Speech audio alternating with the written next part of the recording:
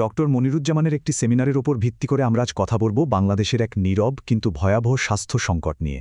এটা এমন এক সংকট যা আমাদের সবার অলক্ষ্যেই কিন্তু ছড়িয়ে পড়ছে। চলুন শুরু করা যাক এক অবিশ্বাস্য পরিসংখ্যান দিয়ে। শুরুতেই একটা পরিসংখ্যান দিই যা আপনাকে চমকে দেবে। বাংলাদেশে নাকি ৯৯% প্রাপ্তবয়স্ক মানুষই স্বাস্থ্য ঝুঁকিতে আছেন। হ্যাঁ, একদম ঠিক শুনেছেন, ৯৯%। এর মানে হল ১৮ বছরের বেশি বয়সী প্রায় সবাই কোনো না কোনো ঝুঁকির মধ্যে জীবন কাটাচ্ছেন।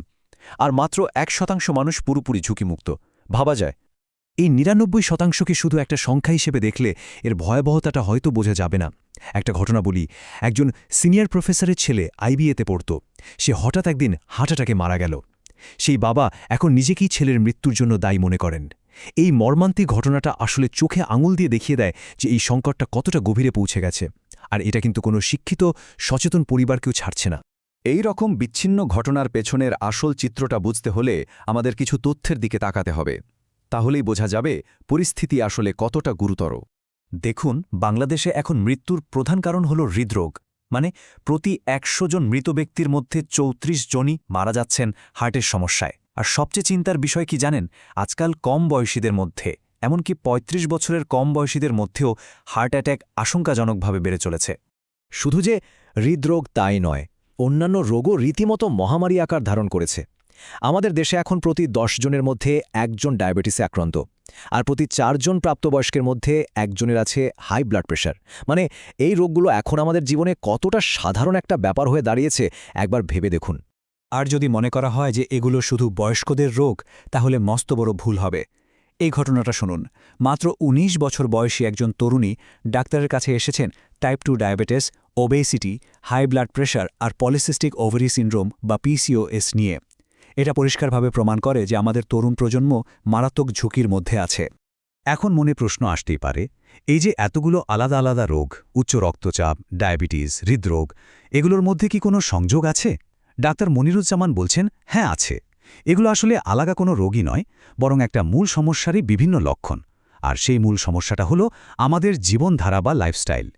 এই রোগগুলোকে একসঙ্গে বলা হয় লাইফস্টাইল ডিজিজ। মানে এগুলো আকাশ থেকে পড়ে না বা থ্যালাসেমিয়ার মতো বংশগত রোগও নয়। এগুলো পুরোপুরি আমাদের জীবনযাত্রার ফল। সোজা কথায়, এগুলো আমাদের নিজেদেরই অর্জিত রোগ। ব্যাপারটা অনেকটা ডমিনো এফেক্টের মতো কাজ করে। দেখুন, শুরুটা হয় একটা ত্রুটিপূর্ণ জীবনধারা দিয়ে। এর ফলে প্রথমে হয়তো শরীরে উচ্চ রক্তচাপ দেখা দিল, কয়েক বছর পর ডায়াবেটিস ধরা পড়ল, আর তারও কয়েক বছর পর হয়তো হার্টের সমস্যা শুরু হলো। কিন্তু এই সব কিছুর গোড়ায় রয়েছে একটাই কারণ, আমাদের লাইফস্টাইল। তাহলে এই যে লাইফস্টাইল ডিজিজ নামের একটা মূল রোগ, এর পেছনের আসল চালিকা শক্তিটা কি? ডাক্তার মনিরুজ্জামানের ৩টি প্রধান কারণ খুঁজে বের করেছেন। চলুন সেগুলো একটু জেনে নেওয়া যাক। ডক্টর মনিরুজ্জামান বলছেন, এই সংকটের মূলে আছে মূলত ৩টি জিনিস। আমাদের জীবনের প্রতি একটা ভ্রান্ত দৃষ্টিভঙ্গি, একটা অবৈজ্ঞানিক জীবনযাপন পদ্ধতি, আর তার সাথে দীর্ঘস্থায়ী মানসিক চাপ বা স্ট্রেস। প্রথম কারণটা হলো আমাদের জীবনদৃষ্টি। এই ক্লাসিক উদাহরণটা দেখুন। একজন নেতিবাচক দৃষ্টিভঙ্গির মানুষ সবসময় দেখবে গ্লাসের অর্ধেক খালি, অর্থাৎ কি নেই সেদিকেই তার সব মনোযোগ।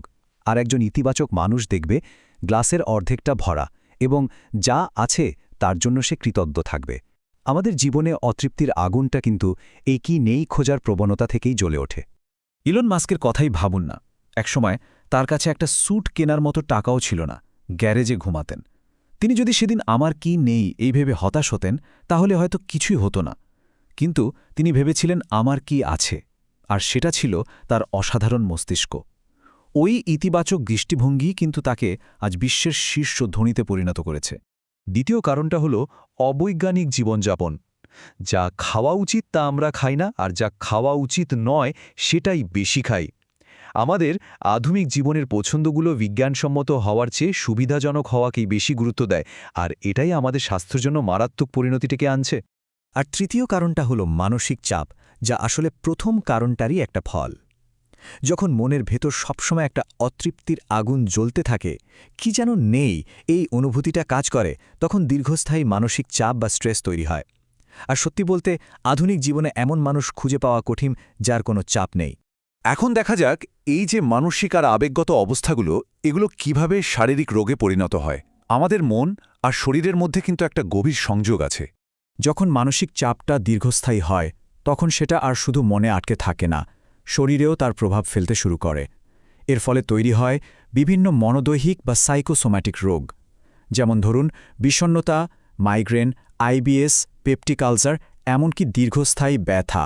এগুলোর মূল কারণ কিন্তু মনেই লুকিয়ে থাকে। এতক্ষণ তো আমরা সমস্যা আর তার কারণ নিয়ে আলোচনা করলাম। এবার আসা যাক সবচেয়ে গুরুত্বপূর্ণ অংশে, এর সমাধান কি। আসার কথা হলো, সমাধানটা কিন্তু আমাদের নিজেদের হাতেই রয়েছে। আধুনিক বিশেষজ্ঞরা এখন বলছেন প্রচলিত ওষুধ দিয়ে এ রোগগুলো স্থায়ী সমাধান সম্ভব নয়। এর জন্য প্রয়োজন এক নতুন ধরনের ঔষধ, যার নাম লাইফস্টাইল মেডিসিন। মানে আমাদের জীবনযাপন পদ্ধতিকেই ঔষধ হিসেবে ব্যবহার করে এই রোগগুলো প্রতিরোধ, নিয়ন্ত্রণ, এমনকি সারিয়ে তোলাও সম্ভব। এই লাইফস্টাইল মেডিসিনের মূল ভিত্তি দাঁড়িয়ে আছে 5টা স্তম্ভের উপর: মানসিক শান্তি, পর্যাপ্ত শারীরিক ব্যায়াম, সঠিক শ্বাসপ্রশ্বাসের চর্চা বা প্রাণায়াম, সঠিক খাদ্যাভ্যাস এবং আরও কিছু আনুষাঙ্গিক বিষয়। এই সবগুলো মিলেই একটা সুস্থ জীবনের কাঠামো তৈরি হয়। বিশ্ব স্বাস্থ্য সংস্থা প্রায় ৭৫ বছর আগেই স্বাস্থ্যের একটা চমৎকার সংজ্ঞা দিয়েছিল। তারা বলেছিল, স্বাস্থ্য মানে শুধু শরীরে কোনো রোগ না থাকা নয়, বরং শারীরিক, মানসিক, সামাজিক এবং আধ্যাত্মিক এই 4 দিক থেকেই পরিপূর্ণভাবে সুস্থ থাকা। মানসিক শান্তি বা আধ্যাত্মিক সুস্থতা ছাড়া আসলে প্রকৃত স্বাস্থ্য অর্জন সম্ভবই না। মানসিক শান্তি অর্জনের সবচেয়ে বিজ্ঞানসম্মত উপায়গুলোর একটা হল মেডিটেশন। ১৯২৪ সালে যখন প্রথম মস্তিষ্কের তরঙ্গ মাপা সম্ভব হল, তখন থেকেই মেডিটেশনের বৈজ্ঞানিক ভিত্তি স্থাপিত হতে শুরু করে। এমনকি টাইম ম্যাগাজিনের মতো প্রভাবশালী পত্রিকাও এর বিজ্ঞানকে স্বীকৃতি দিয়েছে এবং একে দীর্ঘ জীবনের চাবিকাঠি হিসেবেও উল্লেখ করেছে। দ্বিতীয় স্তম্ভ মানে শারীরিক ব্যায়ামের গুরুত্ব বোঝানোর জন্য এই একটা কথাই যথেষ্ট: sitting is the new smoking. ঘণ্টার পর ঘণ্টা একটানা বসে থাকাটা নাকি ধূমপানের মতো শরীরের জন্য ক্ষতিকর, তাই প্রতিদিন অন্তত 1 ঘণ্টা ব্যায়াম করাটা অপরিহার্য। শেষ পর্যন্ত এই পুরো আলোচনার সারমর্ম হল, স্বাস্থ্য কোনো ভাগ্য বা দুর্ঘটনা নয়, এটা একটা সচেতন পছন্দ। আমাদের জীবনযাত্রা কেমন হবে, কি খাবো, কিভাবে ভাবব, এই ছোট ছোট সিদ্ধান্তগুলোই আমাদের স্বাস্থ্য নির্ধারণ করে দেয়। এখন প্রশ্ন হল, আজকের দিনে নিজের জন্য কোন পথটি বেছে নেওয়া হচ্ছে।